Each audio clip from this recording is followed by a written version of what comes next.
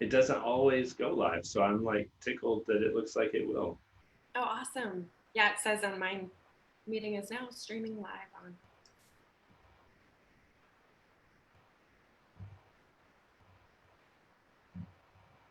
Sweet. So hello, friends. You can see us. We can't see you yet because I'm still looking for our live stream on Facebook. Uh, there we are. Perfect.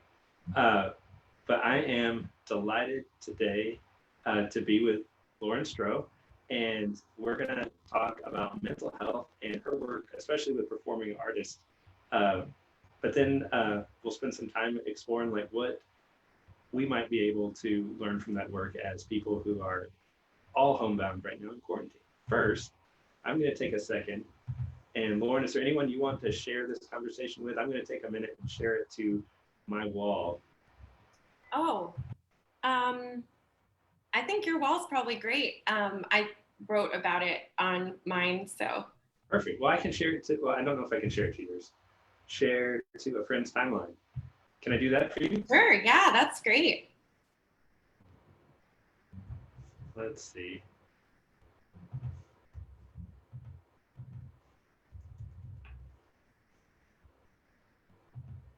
And then we'll get it on the Holy Trinity group for people who know that space better. Oh, yeah.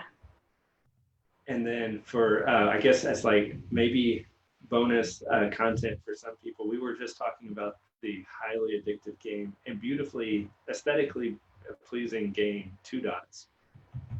So if there are any Two Dots junkies out there, hit us up with your questions about that too. We'll take that maybe after the rest of the conversation. Sweet. So Lauren, thank you so much for making time for this conversation today. It's wonderful to see you, and I'm really excited to talk about this. Yeah, yeah, thank you so much for asking me to kind of talk about some of the work I've been doing, because I know a lot of especially Holy Trinity people who are tuning in. Yeah, we kind of, I guess y'all get to see me with sort of wearing one hat, and there's this other thing I've been doing on, it kind of came up out of nowhere. My counseling career, I have some clients, I work at a private practice, and then I do a lot of professional music, just performing like through DFW. And so I didn't really ever think I would use the two together. People would always ask me, well, what about music therapy or whatever? And I really didn't, that didn't seem to click for whatever reason. But something that's been really cool recently is a friend of mine who is a professor at a college at A&M Commerce. He works with young students there, or college students, and he was telling me that there are just a lot of the lessons that he was giving, the private lessons there. He had a voice studio. They were kind of turning into a lot of counseling sessions, like need for yeah, they just needed to be heard, and they had all these very unique anxieties and difficulties being in that kind of an environment. And so he asked me to go see them and talk to them. And it was just kind of a crazy experience, because I was expecting like, maybe 20 people or whatever. And he'd kind of posted these posters around, and there were like 200 kids in this concert hall, and I was up there on the stage with a microphone, and it was like, okay, here we go. And it was just a very interesting experience. And then I think it's needed, this topic. I didn't necessarily realize that.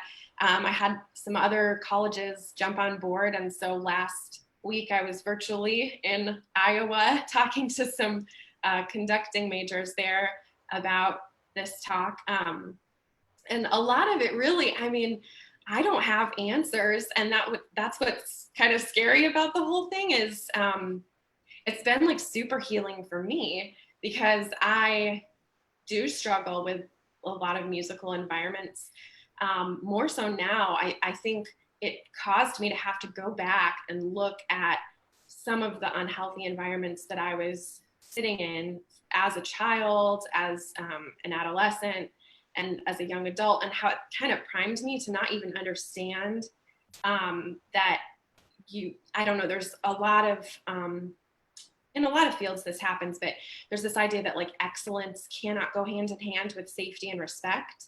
There's a lot of like shaming people for not getting, the right note or the right pitch, or not learn. There's a lot of using that as a means to control.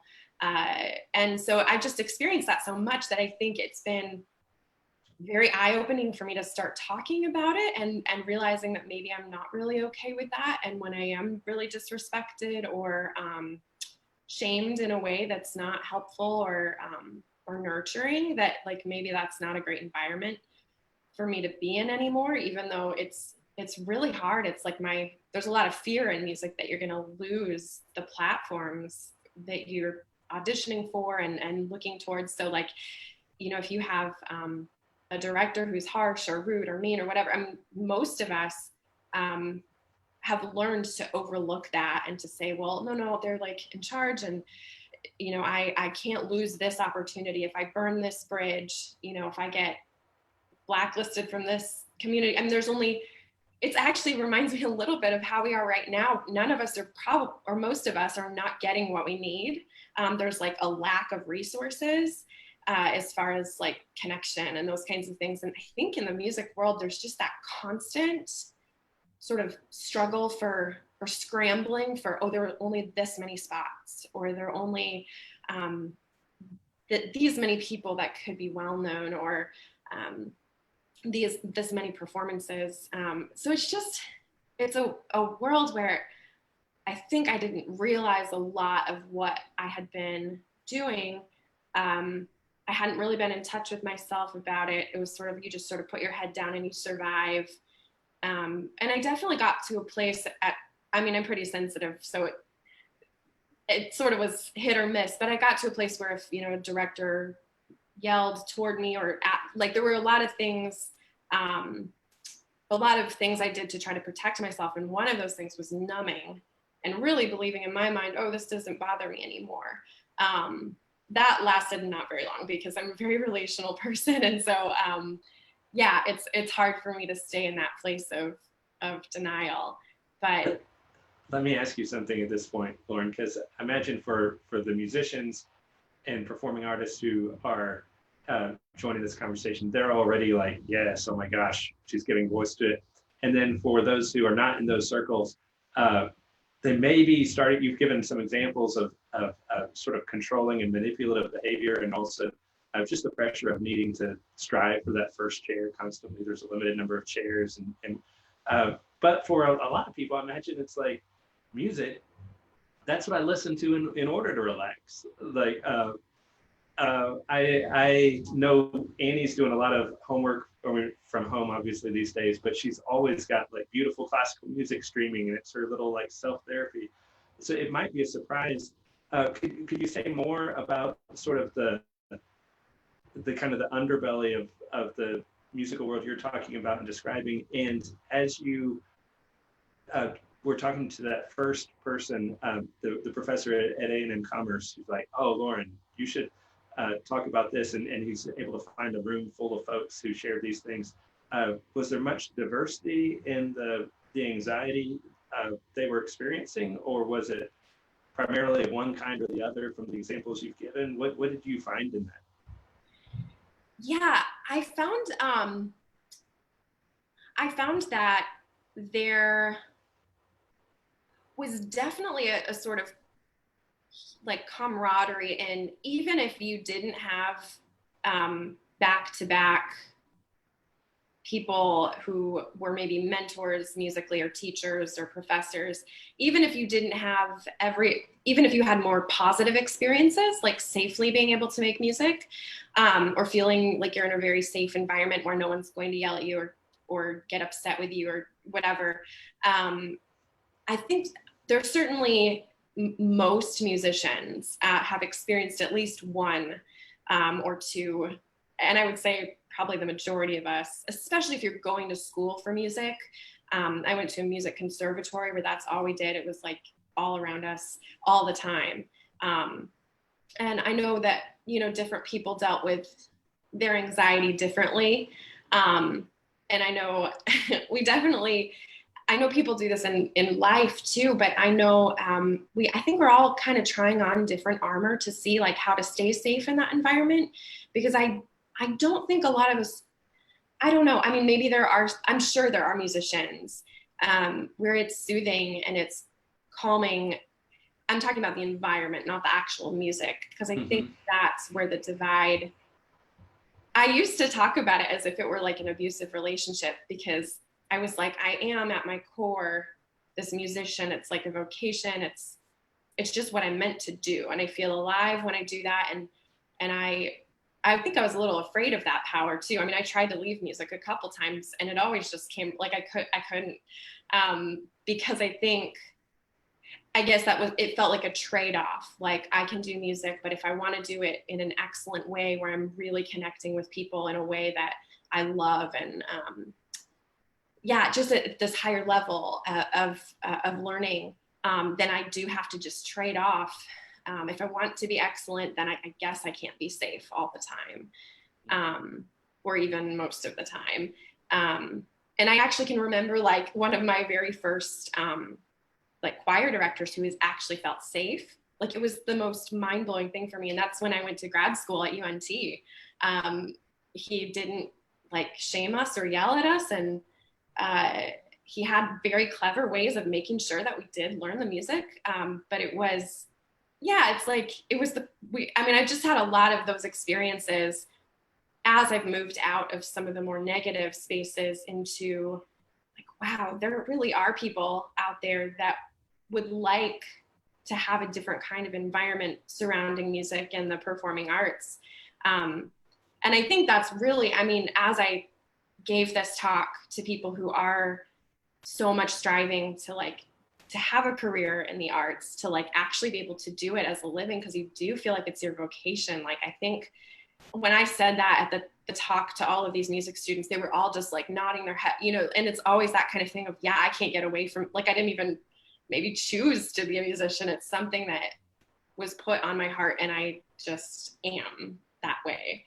Um, and so, yeah, so I think it's a little heartbreaking for some of us, and we all have to find this armor to wear when we're in our musical environments. And mine growing up when I was little, I learned like really young kind of how to manipulate, which is it sounds really horrible. I know I didn't realize I was doing it, but I noticed if I would ask my teachers about their favorite things and figure out what they liked, or if one of my teacher's sons was really good at tennis, that was an actual one, I would just ask about him and how's he doing, and she was so proud and her mood would shift, and then maybe she wouldn't get upset with me, or you know, it was a very just this sort of like push and pull, trying to figure out how to stay safe.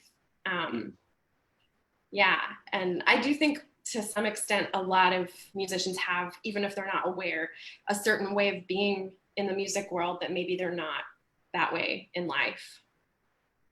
When you talk about that, it makes me think of Rebecca's family is full of musicians. My wife and Rebecca stopped playing the violin in eighth grade when she had a teacher who said, you know, Rebecca, you're doing great, but in order for you to take that next leap to hit that next level, we're talking 4 hours a night practice minimum. And she wasn't ready to make that concession in terms of like her social life.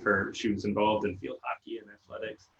Um, and she will say now that she wishes she had the wherewithal as an eighth grader, which I think is a harsh thing to say to one's past self, but to ask her mom for a different teacher instead of realizing that the only way out, or thinking that the only way out was to drop. So already before you even get to abuses of power and shaming and all of that, and I imagine this is similar for anything with an exceptionally high level of excellence. I'm thinking of different friends who have given themselves over to disciplines on a professional, national, kind of global level. Already before you get to any kind of quote unquote abuse, you've got these extraordinarily stretched boundaries that are just the norm for being able to function at all in that world in the way that you want to, in the way that you are beginning to see that you can. Yeah. Yeah, it's a tremendous amount of powerlessness, I think, that really we're trained to believe that we're completely powerless from the time we're young in some of those environments. And there were things that I believed about myself that I don't anymore. Now knowing that I struggle with things like anxiety and depression and ADHD, I just got diagnosed with, like, which I'm sure a lot of musicians, their brains do work in a similar way. But because of my high anxiety, I mean, at school, I was so stressed out when I was in music conservatory. I would do things like forget my locker number, and I would try really weird tactics. Like I would stay up all night before a performance so that I would be so tired that maybe I couldn't be really nervous. Mm. Just really not being kind to my body. And I think my body was telling me I didn't feel safe. I didn't feel seen. I didn't feel nurtured at all. And instead of listening to myself and my body and choosing to find those places or choosing to take care of myself better, I really I struggled a lot with, with all sorts of things. I mean, just trying to fit that mold and fit into that box and be sort of okay with what everyone was saying was okay. And I did have I had a moment of sort of clarity too when actually, so he wasn't my personal private professor, but he was a professor in the same organ student, so I was an organ major. But I had, I knew very much that our whole studio, there were some things happening that were inappropriate that were going on between, like, there's just a lot of blurred lines. And a lot of these kids have learned to just deal with that because we were working with one of the finest organists in the world, and he would give you a job after, and he could if he gave someone your name, you were going to get that position in wherever. So there was a tremendous amount of this power. And I remember students complaining about things or wanting to bring things up that were happening that were inappropriate. And it took like someone who had a position at another college and was like actually esteemed in the community that I went to school with years later after we graduated finally came out and told his story. And the thing that was so mind blowing to me is that we all knew about the environment. Like we knew that it was not, we knew there was inappropriate things that were happening. We knew it was, but somehow, I don't know. We knew it wasn't right what was going on, but somehow we all felt so powerless and so trapped in that world that it just, I don't think that we saw it until someone finally named it. And I felt a lot of shame when I realized later on, like, oh, I knew about all of, that I knew that this wasn't okay. I knew it wasn't right, but I didn't feel like I had a voice. And I don't think, any of the students I was going to school with felt they did either.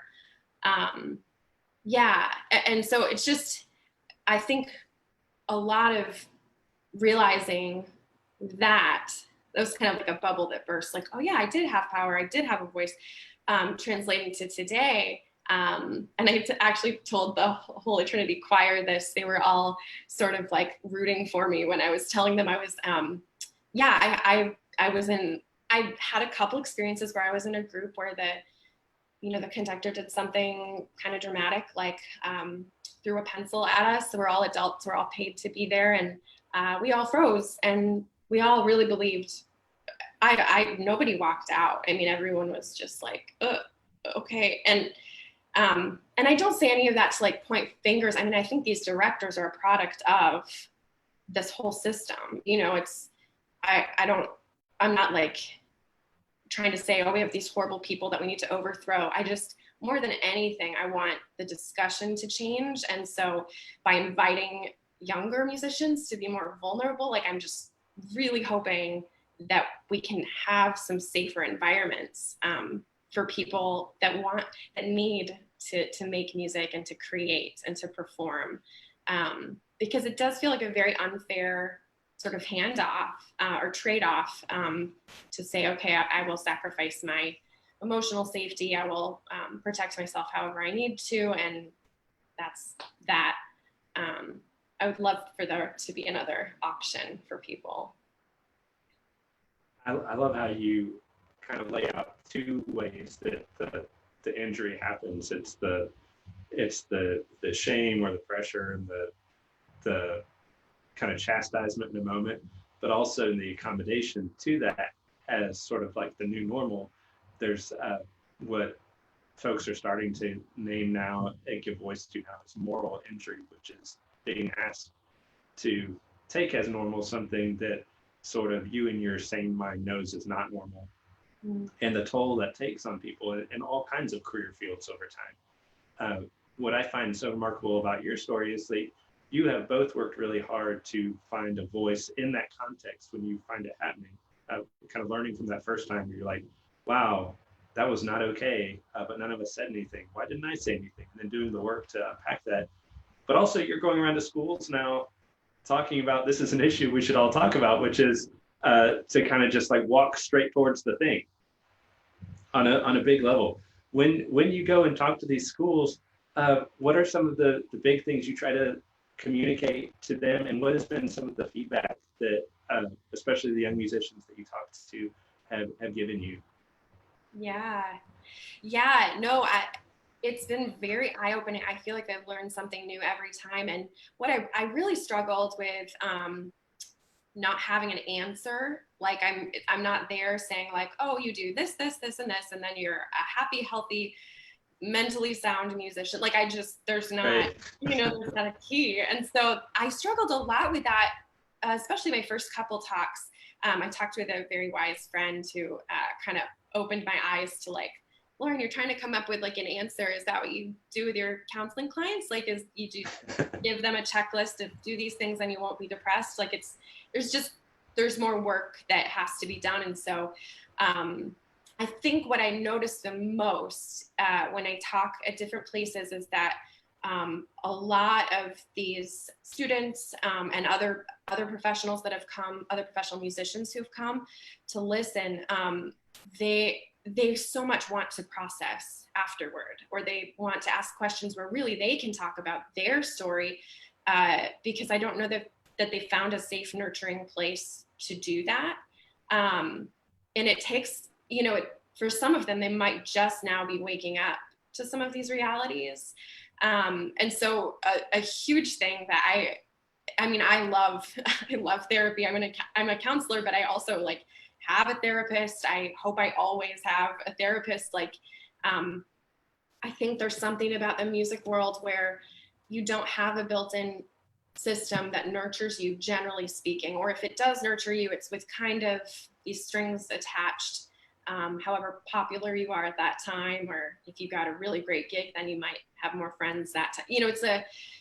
It's just a weird world. And I actually don't usually trust musicians. I can probably count the amount of musicians I trust on like one hand, which sounds, which is horrible. It kind of makes me really sad that that's the case. And I mean, like, really trust them, like actually be genuine and open about, I'm so scared I'm not going to get this part because then this director is going to think that I'm not good enough to do this. Like, I just wouldn't say those things to musicians, but those are fears, that come up for me. And I get afraid I'm not going to be relevant anymore. I mean, I think a lot of us have those fears and just, we can't say them to one another because we're all, it's hard. I don't know why. It's, I think it's because that spirit of kind of fear and then the dynamics needing to be okay, even when they're not okay.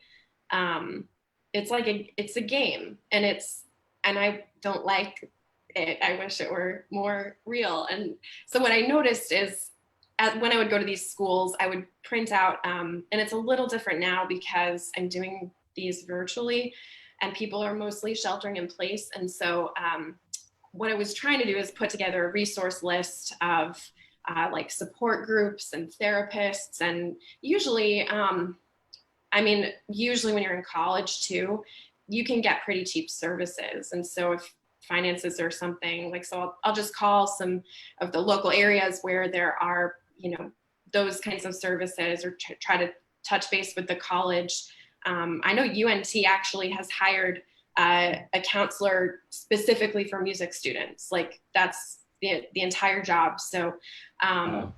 because it's such a unique flavor, I think, of sort of like a lot of environments that are not conducive to health, to being relaxed, to being open and vulnerable, which is crazy because that's what we're trying to do is as musicians make music and be open and vulnerable, and then in our environments we can't. It's a weird game. It's like a weird juggling act. And so most of the feedback I've gotten from people is just really needing to get in touch with those hurts, because a lot of people do numb. A lot of people get to a place where they're like, well, that's the director, he's going to yell at me, it's fine, like there's just you just like hunker down and take it kind of thing. And I think once the door is cracked to maybe it's okay to feel some of these feelings, or to want to be seen and understood, or want to have a safe space to make music where I can really be open and vulnerable with my colleagues. I think that's when the shift starts to take place. So I know it's overwhelming for some people to get a therapist or to find a support group or something really safe where they can be genuine. But that was pretty much the takeaway I keep getting at these schools is, they just need someone safe to talk to. And Oh, wow. And That makes me think of something I was just watching this morning, actually. I try not to bring up Stephen Colbert and everything I do, but there's a fabulous clip going around the internet right now where he and John Mulaney, two fabulous comedians, are checking in quarantine from their homes about their therapy sessions. And they're talking about one, like having therapists, and like, this is a good thing. This is a normal thing even. And I think there's so much, you're spot on with college students. Like, I know at the University of Wisconsin, there was free therapy available through the mental health services. They had a fantastic program. Not a lot of people knew about it, and the people who did know about it figured it. It's for the people who really need it. It's for folks who are in a certain situation. Our presiding bishop, Michael Curry, has talked a lot about. I don't know if he's talked a lot about. I just listened to him a lot, but he talks about having a therapist slash spiritual director in one corner and an executive coach in another corner. But when I saw the Colbert Mulaney conversation, I thought, thank God they're doing this from the platforms they have to kind of normalize that. So you see two people who are wonderful, friendly, make us laugh. And they were talking about, and I thought you would appreciate this, Lauren. They were talking about the unique challenges of having of participating in therapy as entertainers, like letting go of entertaining their therapist. Because it's like an instinct, it comes out of them. They like want to create these different reactions. And Colbert especially was talking about, like, he's like, it drives me crazy. She'll never tell me if I've told this story before. And she'll just be like, he'll say, have I told you this one before? And she'll say, if it's a story you feel like telling, Stephen, go ahead and tell it. And he's like, it drives me crazy. That's not who I am. But their ability or willingness to be vulnerable in that way. And it sounds like your conversations with these college students are doing the same thing, getting them to think about how they're going to support this life that they hope will be their lifelong career, their source of vocation and identity moving forward, but to support it through more than just musical practice, to be ready to support their whole well-being. Yeah. Well, and it's I have so many thoughts in this moment, but I do think there's a spirit of perfectionism, I think, in all of us musicians, because even if you don't go into it as a perfectionist, you still have right and wrong notes. I mean, the music itself is black and white, and the keys are black and white. I mean, it's like you don't yeah, there's this, I think, especially like for the classical musician, maybe it's a little bit different for jazz, although that's got its own set of difficulties. Um, but yeah, there's just something programmed in you when you're young. Like, yeah, you either get the rhythm right or you get it wrong. And so there's like good and bad. And in life, I mean, I I personally don't believe that there are very many black and whites at all. We're usually somewhere in the middle. Um, and I've, you know, it's so cool to hear musicians who are excellent musicians, who've probably you know, done it long enough and they have enough self-esteem, or just are able to create a performance that's not like note perfect, but it's perfect in what it's offering. I mean, it's like just so yeah, it's like a moving performance rather than like a perfect performance. I would always choose the moving uh, to perfection because that's pretty boring too. I mean, it's just not, yeah, it's not really how any of us are actually created. Um, and I actually have on my bathroom mirror right now, I think I've told you this, Father Jonathan, but it's been like an unlearning process for me about the perfection, especially in the music. Oh, and the choir will know this too, because we actually say this now in choir rehearsal. But I taped on my mirror, it's okay to make mistakes. And then I changed it to it's good to make mistakes. Because I had a very wise little play therapy client, 7 or 8, announced to me, Miss Stroh, it's good to make mistakes because that's how you learn. And I was like, oh, yes, that's totally true. And I think somewhere in the back of my mind, I might tell someone else that, but it's very hard to believe that for myself. Mm-hmm. And that seems to be one of the great gifts of therapy too. Is it's not that like all of us have low emotional intelligence or that kind of thing, but there are some things that are just harder to see when we're in it, right? Like when it's I've got some friends who rely on me as sort of a source of advice and to give counsel from time to time. They're like, "You're so wise," and I'm like, "No, it's just easier to see when it's not me." Absolutely. No, absolutely. Um, I totally agree with that. And I think I've been running into that a little bit recently with all the shelter in place COVID-19 stuff. It's been I've really, really been struggling like a lot. And I think I actually don't have a lot of I've been working toward becoming more accepting of that.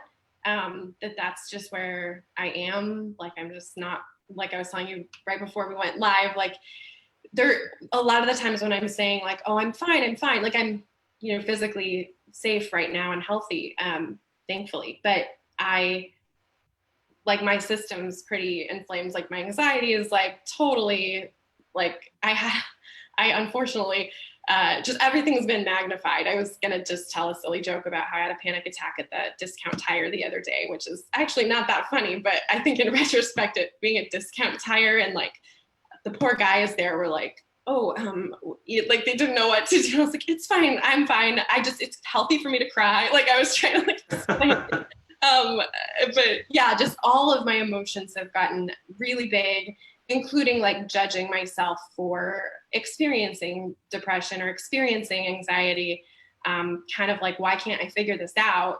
Why can't it feels like in some ways I've like backtracked in my growth as far as feeling mentally uh, good and like I don't know, just having a lot of really good moments uh, it's just a weird time for me right now, um, and I've really had to work not to shame those experiences in Yeah, myself. I love your highlighting that because I think that's something, and now you've kind of started us transitioning from the sort of the lecture hall with or the Zoom conference with the music students to our homes and kind of trying to see what we can glean from those experiences and those learnings. Uh, but you're not saying, I mean, you are saying you don't have things that keep you from having the bad experiences or the hard experience, the difficult experience. Uh, but a lot of the work is just like being okay with it being difficult and not taking that second step of like, stepping on ourselves when we don't function the way we wish we had functioned in that moment. Just kind of sidestepping that loop of shame. Are there things that you are finding helpful in that work? Yeah, and it's funny. I think a lot of the music stuff, I feel similar. I'm actually having like a lot of like kind of flashbacks to conservatory and like times that I also felt this really high anxiety. And I think a lot of it has to do with the feeling so powerless um, in the situation. I think a lot of people feel really powerless right now. I mean, all of us have been robbed of something as far as like losing connection with loved ones. I mean, some of us have truly, lost people to the virus. There's just so much weird going on. And so I think one thing that helped me so much is in order to be kind with myself, to myself, I've had to name the griefs, like the losses, because when I'm able to name the losses and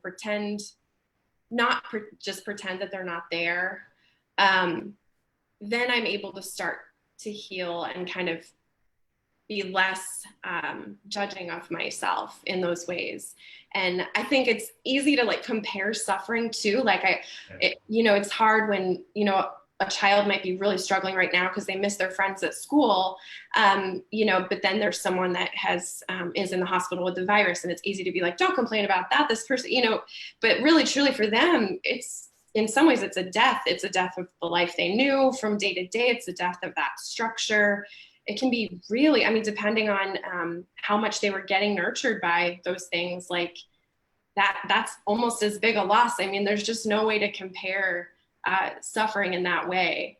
I was going to ask you about that because that's been the number one thing I've heard from folks who I don't know if I see the way that it potentially could lead to like denial of their feelings or their experience of this moment. But it's always like, well, all things considered, I'm doing, but in that all things considered, like I'm not in the hospital. I don't. I mean, all things considered, we're doing great here.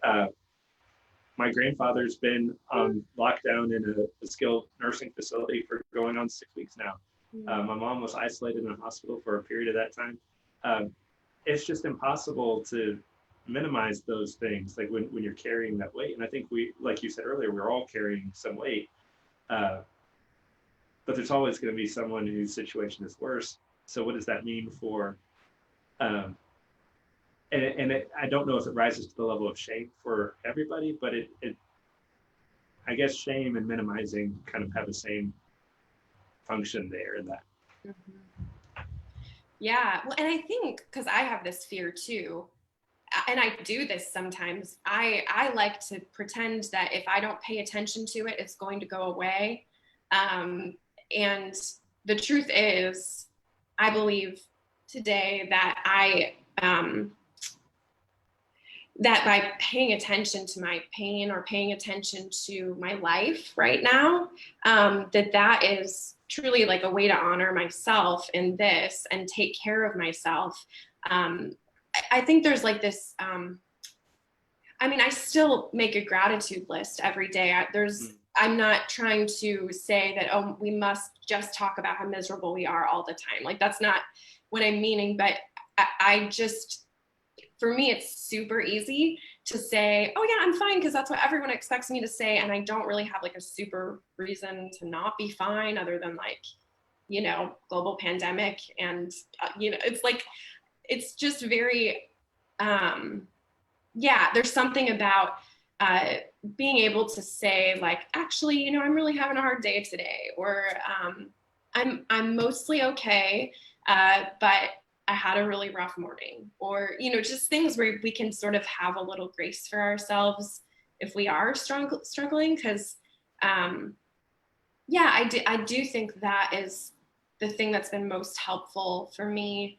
I have ways of sort of connecting to myself that I'm not sure will work for everybody, but I journal every morning, kind of stream of consciousness, like making sure that if I spell something wrong, I'm not going to cross it out and start over. I'm just going to kind of keep going.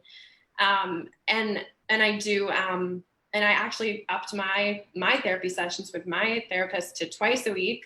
And I have to space out my clients like with an hour in between now, just to breathe and to read. And yeah, and I'm not doing it perfectly at all. And I'm definitely like binging on food and TV. And sometimes I was gonna run during all of this, and like I have so little energy right now that just taking a walk every day has been like a huge win for me.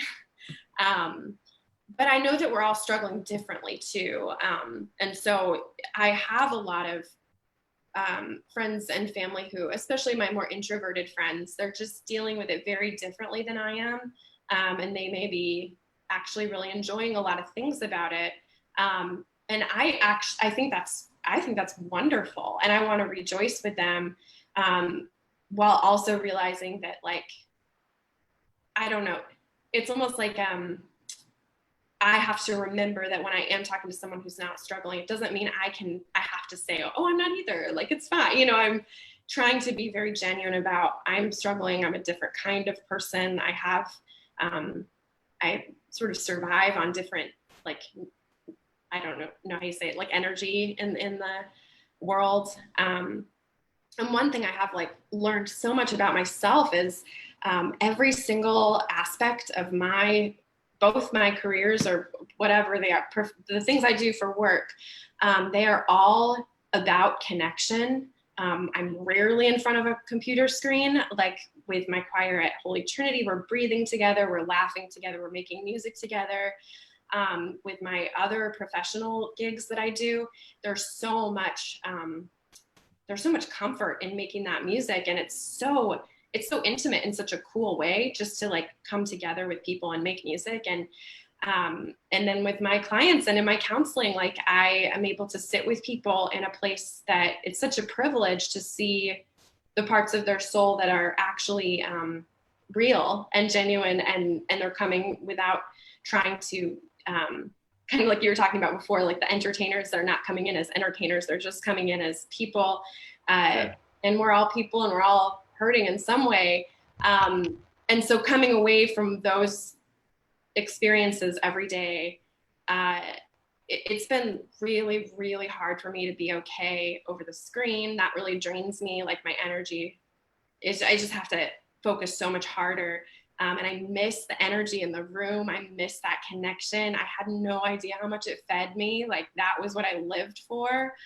And so, yeah, it's just been a very different, I'm just learning a lot about what actually feeds me and how I'm really not able to get a lot of that right now.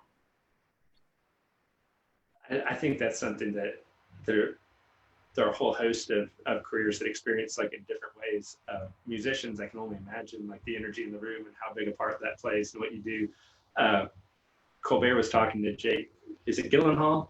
I always get his name wrong, but I don't know. Super good looking actor, and he's up there like and everything. They're talking about how like to play for a screen, because he was singing some Sondheim. So he was dabbling in, not dabbling, he doesn't consider himself a musician, but he was singing Sondheim, which means he has an amazing voice. But they were doing this thing online. And so they were, and so Colbert was asking about that. And they were talking about how it's like 10 times harder when you don't have any cues to go off of. And it just shot me back to the first couple of sermons preached in quarantine, where I can't, like, in order to do it right, like I'm reading off the screen, so I can't even see my own face, just to see if I'm like hiding my discomfort for everybody else. But sort of preaching into this little dot right here, not even sure the audio's on, and having no way of having anybody tell me if it's on. It's like, it's absurd. It's just so comically absurd. I want to go back to something you said a couple minutes ago. And mindful of our time, and also that the screen time has different effects for all of us, and your own energy level and everything. I just want to flag right now as a moment for those who might be listening, that if you have any questions for Lauren along the lines of this topic, mental health, performing arts, or mental health in quarantine at home, or as we said at the very beginning, two dots and hacks on that, This is the time to share those. We'll circle back to that before we end. Um, but when you were talking about having friends, and I almost imagine this is something that needs to be named at some point in a given friendship. Uh, but like to say like I'm not okay gives me the gift. If I know you're a friend, I can say that too. It gives me the gift of not having to commit moral injury against my sense of integrity, right? Like I don't have to lie to you in order to keep you feeling comfortable. But in exchange for that, and I can see this as a healthy thing for folks. And again, not every friendship, but some friendships. Um, in exchange for that, like you would probably be gifted to know that when I say I'm not okay, like I'm not asking you to make it better. I'm not asking you to fix it. I just need to have a few friendships in my life where I can preserve that integrity and not kind of perjure myself for the sake of social convenience, because I think that really does wear on people. It certainly doesn't help with the whole um, bringing things out into light where we can discover empathy for one another and even overlap of experience. And to the degree that it doesn't make room for that, it's not a friend of the shame gremlins when they come out and try to tell us that we're alone or we're miserable for feeling this way or whatever else they would have to say to us. Yeah. Yeah, absolutely. And it's funny, I've like kind of figured out, I think just because I'm a little bit hyper vigilant about this, it's hard for me to take up space. I'm used to being the container for that, wanting to hold all of your emotions and make you feel better. And I used to get so tired and not understand why, because I wasn't actually asking people to do the same for me because I was very vulnerable. And so I just didn't want to take up that space. And what I found, I was given like the gift of kind of struggling so hard that I just truly could not do it on my own. Many times in life, but have been a couple where it's like absolutely very real that I must lean on somebody. And what I found through having different friendships and whatnot is that some of them can't hold a lot of space for you. Like if I say, oh, I'm really struggling with depression today, I don't really want to talk or joke. Like some people will try to make you feel better, and then of course you get that pressure of like, oh shoot, do I pretend like I'm feeling better so they feel better, and right. Kind of that exchange. But I have some friends that can hold just an enormous amount of space. I'm so blessed. I think up until the last few years I did not have those kinds of friendships. It's been something that's such a gift. And I promise it exists. There are people out there where you can say truly that you're, just struggling so hard that things are really tough when they are, and they will sit with you and honor your pain and be. I think that's another thing. Having someone like see you in that place and still accept you and not try to change it or anything. It takes practice. For sure, because it's uncomfortable when someone you love is struggling. Like it just is. It's hard. And right now, I think all of us are struggling anyway to have enough space to just kind of get through the days and whatever.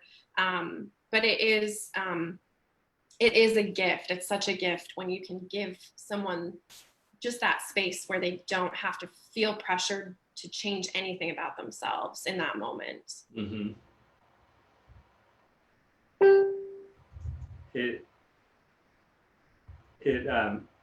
It calls to mind. I remember there's a parishioner who was on her deathbed some weeks ago, kind of wondering where certain friends had gone, and why certain friends had stayed around, and the gremlin voices were like, well, this is something to take personally, and the truer voices were, it is so hard to be present to pain that we cannot fix for other people.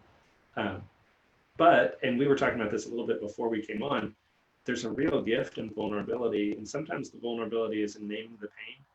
Sometimes the vulnerability is on the other side of like, there's not a damn thing I can do for you.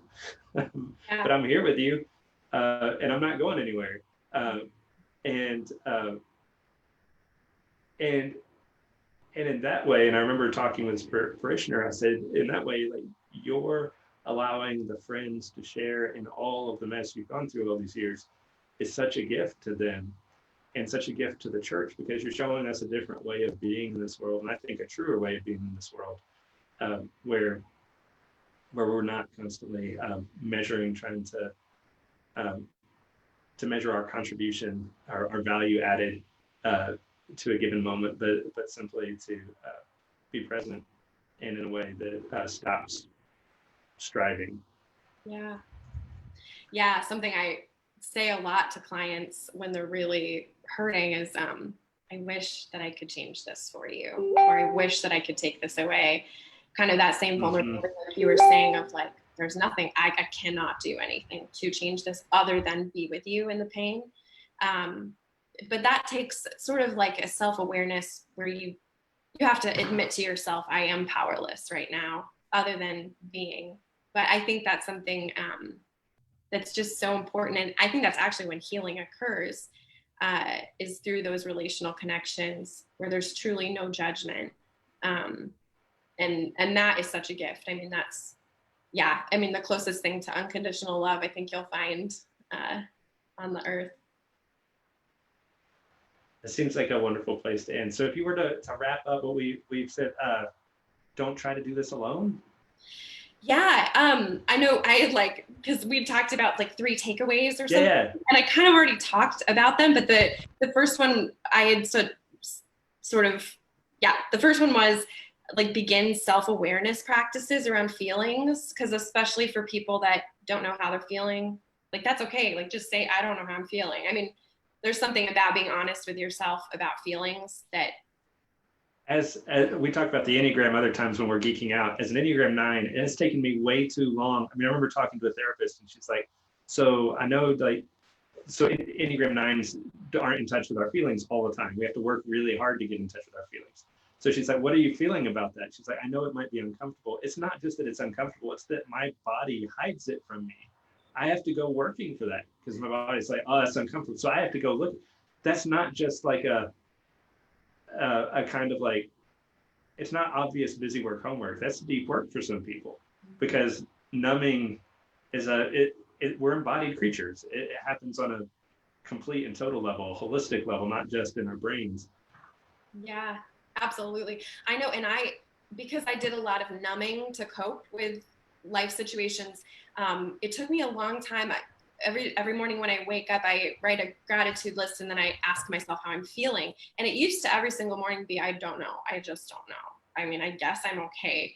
And so now I'm starting to dig a little deeper into it, but it can start out really easily, just like stopping in a moment, breathing, and then coming up with one feeling word for yourself. And there's a great feelings wheel online. If you just Google like feeling, I think if you go, hopefully I didn't like just misdirect anyone, but but like even just expanding your feelings vocabulary.